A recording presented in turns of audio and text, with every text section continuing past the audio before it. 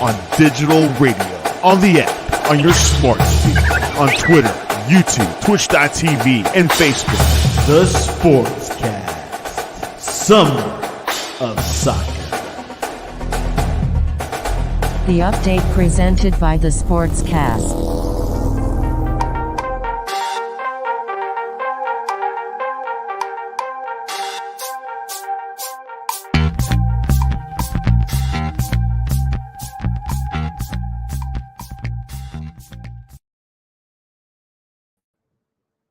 The Sportscast, July 30th, 2024.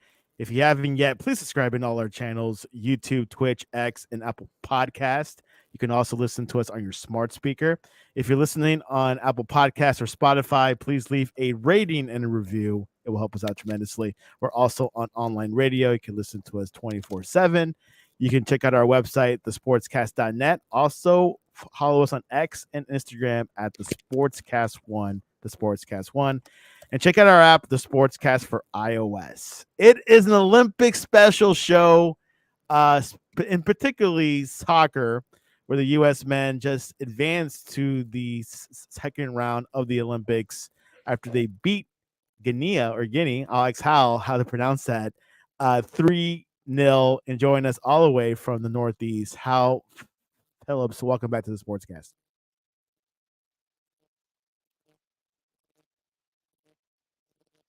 I think Hal froze on us a little bit. Okay, so Hal, we've been going through a couple of issues, technically speaking, but just to start off the show, we'll play a commercial, and hopefully Hal will be back in no time.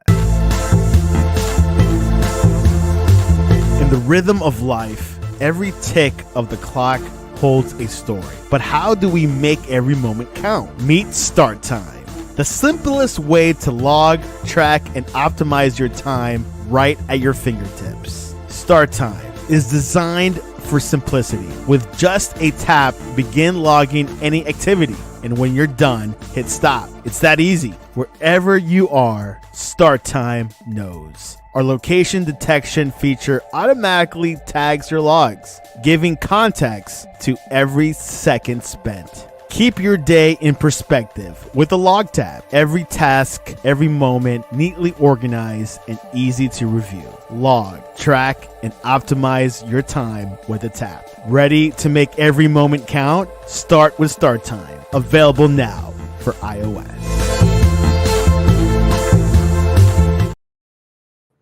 Start Time app, check it out. Hal Phillips came back, had a technical difficulties. How you been, Hal? It's been a while. I've been good, and I got bumped, and now I'm back in, and you played the ad, and here we are. It was seamless.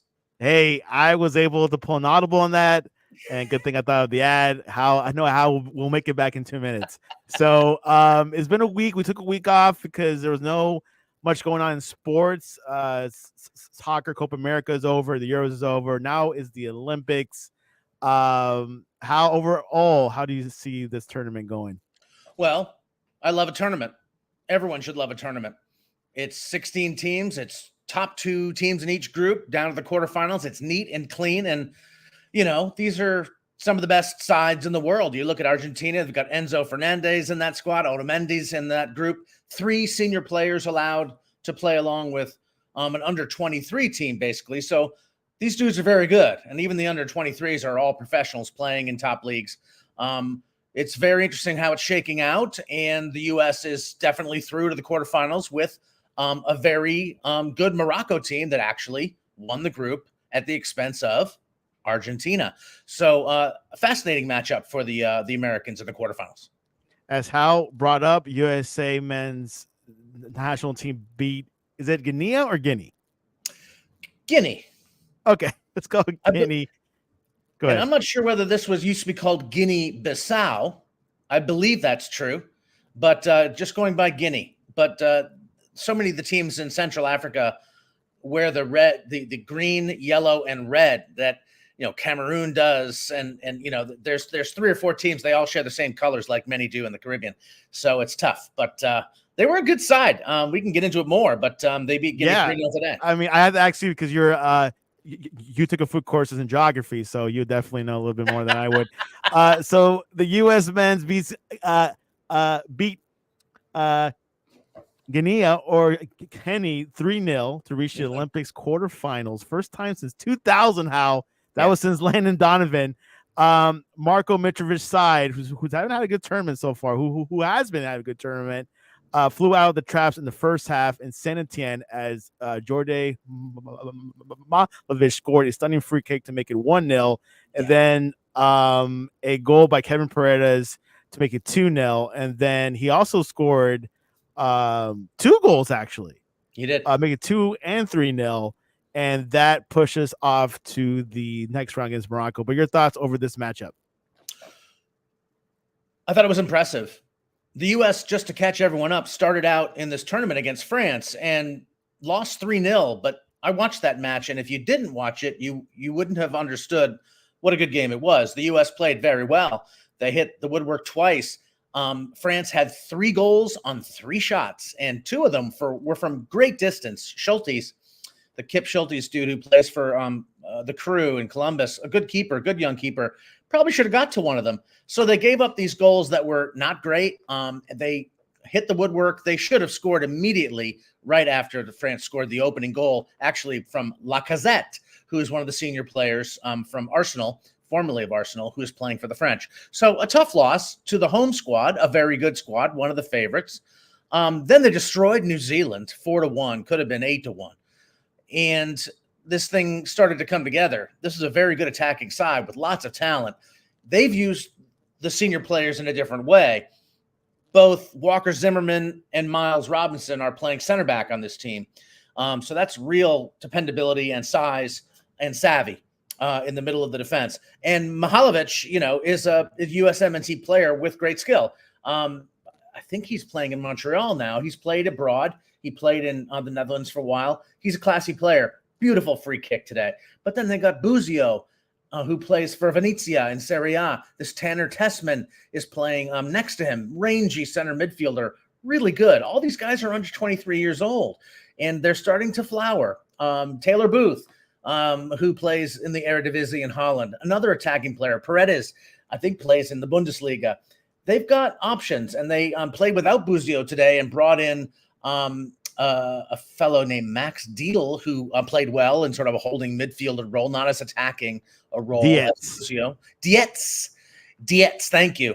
Bo Dietl was the guy who was on the radio with who's the shock jock in New York City. Can't remember.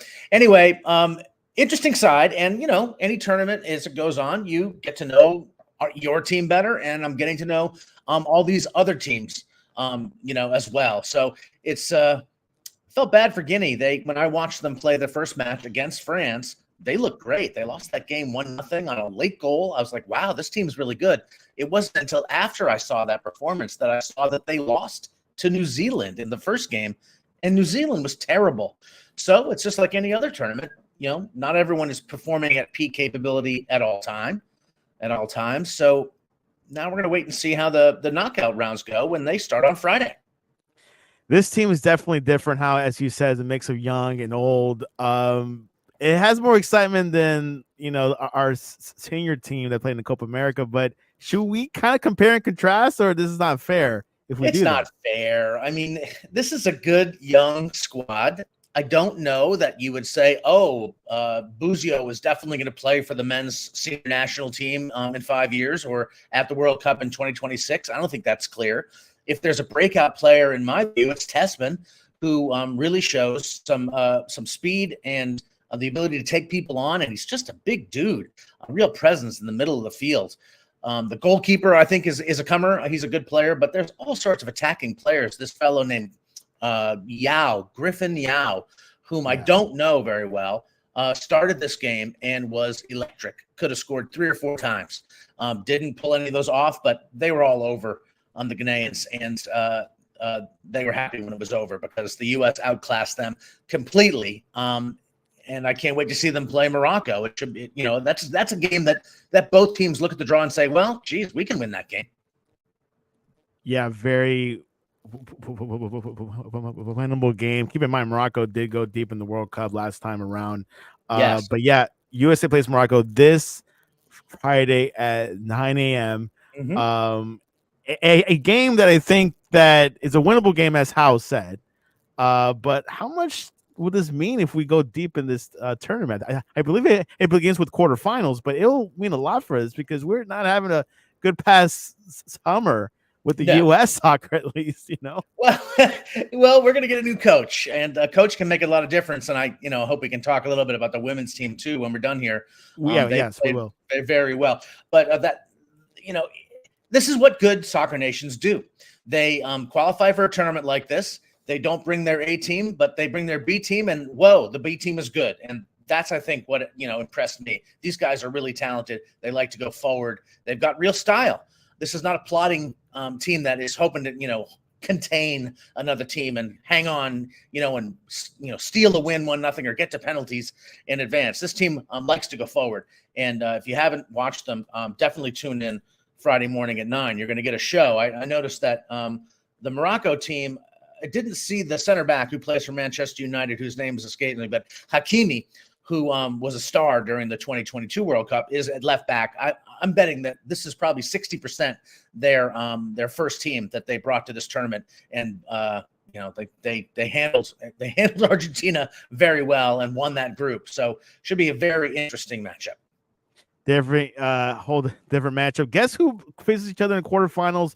Argentina came number 2 in their group. France number 1. France versus Argentina quarterfinals. How this should be a good one to look towards to. So I have some notes, because there's so much going on in this tournament, and I didn't want to forget anything, or I wanted to hit the highlights, but I didn't mention this. So every time any Argentinian athlete is on a field or on the court or doing anything at these Olympics, the French are booing them. And no one sort of knew why this was. The Argentinians are, not popular folks. Their fans and their players are generally sort of obnoxious, and they say some terrible things. Well, after Argentina won the Copa America, they put out some video that basically dissed the French team and their multicultural sort of, national soccer team that they beat, of course, in the final of the World Cup at Qatar. A great game. The French didn't like that. So the entire French nation is pissed off at them. Then they were booing the rugby team, and no one understood why. Well, this is why. And now France plays Argentina in the quarterfinals of this tournament, and that is can't miss television right there. That's going to be a packed stadium, and every time Argentina touches it, they're going to hear it. And what a match!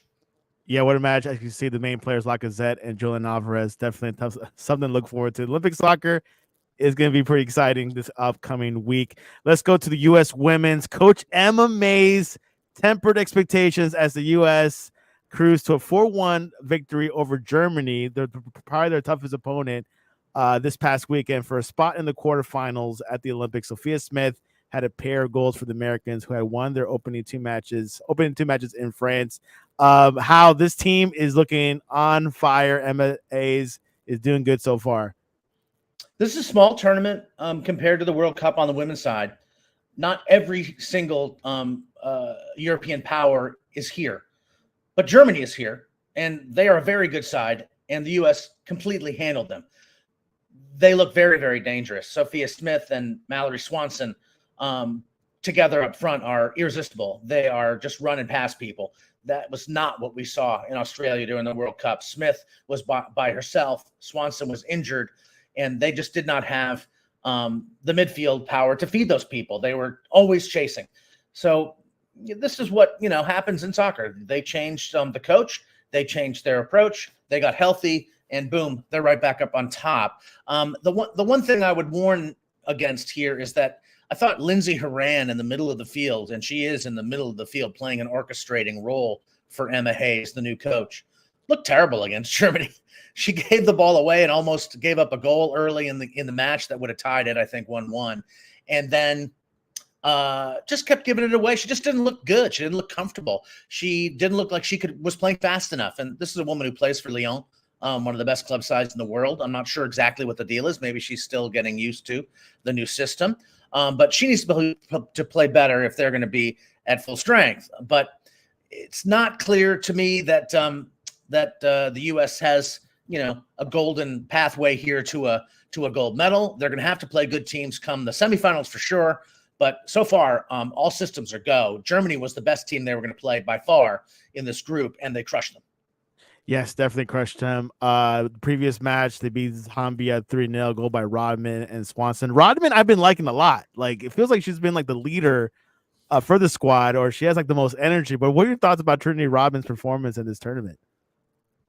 In Australia, she was asked to do more than I think she can do. She's a winger, and she's a very dangerous winger. She gets out into space and runs at people, gets to the corner, beats them, and crosses it. She was obliged to play a little more centrally in Australia, and I didn't think was skilled enough to do it. She's playing out wide on the right now and looks irresistible as well. She's a perfect complement. They're just so fast up front, and I don't think anybody can mark them. But have you been keeping up though with the Canadian team and what's been going on with them? Yeah. So what happened was the coach was not charged. She wasn't charged in court, but she was accused of spying a drone over an opponent, and the Canadian team told her not to come back to the tournament. But Canada's been doing good. I think they had 2 wins or something. Well, it's a crazy situation. Her name is Bev Priestman. Right. Canada is a very good side. They're the second best team in North America. If they were in the medal round in the semifinals, no one would be surprised by that. But they got fined $226,000 for this breach of protocol and docked 6 points, which means that basically the games that they've won don't even count in the group stage. They came back and beat France after this whole thing went down. 2-1. And what a great match that was. But they're still in a situation where they have to win the final game, and they might not qualify even having not lost. So what's interesting to me is, number one, they've appealed the decision. So it might not stand. The coach has definitely been sent home. She's not coming back. I feel bad for her because I read today that Tyler Adams was asked about this, and he said, everybody does this. Everybody spies on other teams at tournaments, and they use drones to do it. So I feel a little bad for her. How they got caught for what they called, quote, systemic ethical shortcomings. And that's why she was suspended, but they have appealed. If they were so convinced that they were pinning systemic ethical shortcomings on Bev Priestman, and why are they appealing? I mean, why did they send her home? If they're appealing it, on what basis? So maybe there's a history here that we don't know. But I was inspired by watching the Canadian women win that game against France. They wanted it bad. They're pissed because they show up this tournament with a chance to win it. All of a sudden, they're docked 6 points. And then they have to play the host country, and then they beat them 2-1 in a crazy fun match. So anything is still happening. All is still to play for, apparently, in that group. But the U.S. is looking good for their part, and the rest of the field, turmoil. I remember the last time I heard about like a drone spying was in 2014. I think France got spied on by another team, and I don't know if they got in trouble back then. Do you remember that incident? I do. It's not like I pay a whole lot of attention to this stuff. It's enough just to be able to watch the matches or get some sense for all the matches that are going on at crazy time periods on 6 different channels. Watching the Olympics is not like it used to be, Santi, but they didn't show as much soccer back in the day, so we can't complain.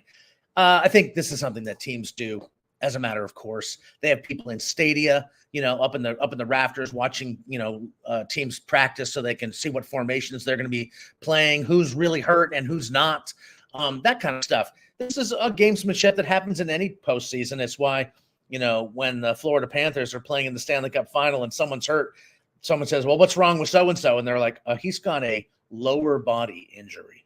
No one's telling anybody anything, and because they don't want to give up an advantage that they might have. So I don't know. I think there's still a lot more to the story. I hope that Bev Priestman hasn't been fired. It says that she's just been suspended. It would be a shame if she got canned for doing what everyone has done at previous tournaments. We'll see. We'll see. As Hal said, Canada got deducted 6 points. They have 0 after 2 wins. So they're behind. Colombia has 3, France with 3. So they have a shot, Hal. They can make it through. Well, that's the thing. They got docked points that they don't, the other teams don't get those points. So if they beat I believe Colombia they play next, I think. it's Colombia. Yeah. If they Yeah. blow out Colombia, which they'll They probably could. do, they'll probably go through. Wow, incredible. And I believe that the top 2 third place teams make it out, I think. Just the top 2. Well, I believe it's a 16-team tournament, just like the men's. So the top 2 in each group go through, and that's the quarterfinal. And, I'm an old timer. And back, until maybe 15 years ago, the European Championship was a 16-team tournament. And, I'm all for inclusion, but a 16-team tournament is very neat and clean. You get only the best teams, and there's none of this third place BS where they sneak in to make up the field. Top 2 in the group, and boom, you've got quarterfinals of real quality. So we have that on the men's side. I'm sure we're going to have it on the women's side as well. But I will say that not all the top teams, in women's soccer qualified for this Olympic tournament. The U.S. did, Germany did, France did. I'm not sure about the Netherlands and England. You'd have to show me the listing there, because I have to say I haven't been able to watch enough of the women's soccer tournament because I've been watching the men's tournament. Me too. Men's is a lot already. So we'll see what happens. U.S. is qualified for men's and women. So we're both feeling pretty good. Let's go to the U.S. men's senior national team, where Greg Berhalter got hired a few weeks ago. Candidates, Gareth, the candidates for this position, rumor circulating now that Gareth Southgate is no longer English coach, is a candidate. Apparently, he's been in touch. Then you got Mauricio Pochettino.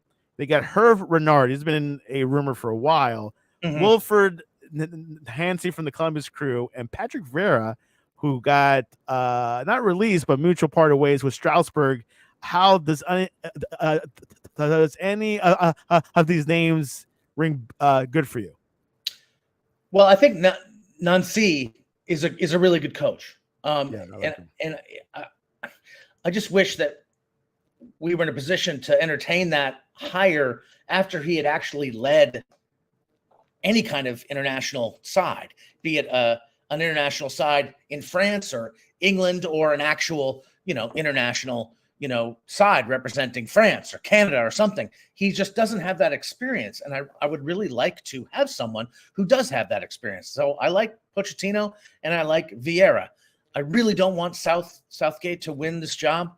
He's boring. He doesn't try to win games. He tries to not lose them. We've seen that over and over again in England. He gets credit for bringing that team to big tournaments and doing well, but he hasn't won any of them.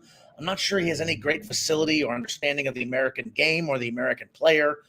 So I'm hoping he won't get that job. I like Pochettino. I'm a Spurs guy. I think he's a very clever handler of players, and he'll bring out the best, and he'll bring a completely different perspective and set of expectations to the team, as will Vieira. What's interesting about Vieira, who has never coached an international side either, is that he has a connection to NYCFC.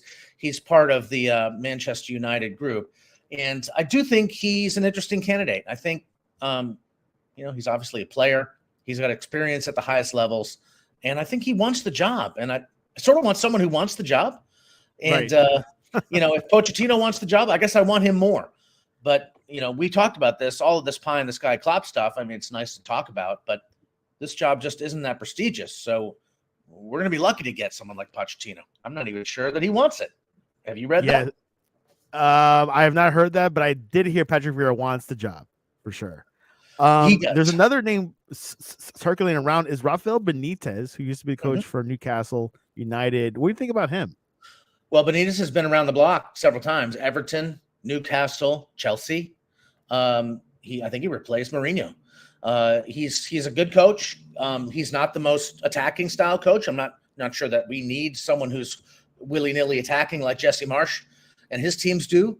I think that would be a great hire. He's a little bland, but I think that he would bring a new set of eyes to this team. It's interesting how many Argentinians are coaching, other countries. They're all of South America. Very good. Much. Sorry? I think most of the South American countries are coached by Argentinians. That is true. And Pochettino is Argentinian. Tata Martino, who coaches Inter Miami, is Argentinian. there's a lot of Argentinians running clubs. They have a facility for it. Like I said, I showed my hand. Pochettino's a Spurs guy. I think he's certainly qualified. If he wants the job, I would give it to him.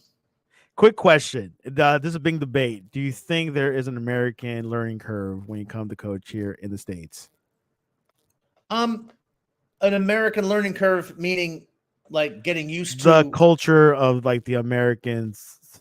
I guess I don't worry about that with someone like Pochettino, who's coached in Argentina, who's coached in England, who's coached in France.